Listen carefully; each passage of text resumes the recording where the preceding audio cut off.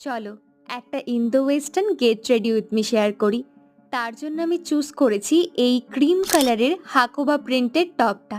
তার সঙ্গে আমি চুজ করেছি একটা বেজ কালারের প্যান্ট। এই প্রিন্টেড টপটার বেশ সুন্দর ডিটেইলিং, যেমন এর সুইট হার্ট নেক, তার সঙ্গে পাপ স্লিভস টপটাকে আরও বেশি করে ফুটিয়ে তুলেছে। টপটার প্রাইস পড়েছিল 346 মিশো থেকে নেওয়া, আর বেজ প্যান্টটা ছিল ফ্লিপকার্ট থেকে নেওয়া, যেটার প্রাইস ছিল 478। আর তার সঙ্গে আমি পেয়ার আপ করেছি অক্সিডাইজ জুয়েলারি দিয়ে। এই সমস্ত কিছু লোকাল মার্কেট থেকে নেওয়া, প্রত্যেকটা জুয়েলারি বেশ সুন্দর, একদম একটা ইন্দো ওয়েস্টার্ন ভাইব দিচ্ছে। এবার আমি ব্যাগ নিয়ে একটু কনফিউজড হয়ে গেছি, হোয়াইট না গ্রিন ব্যাগ চুজ করব।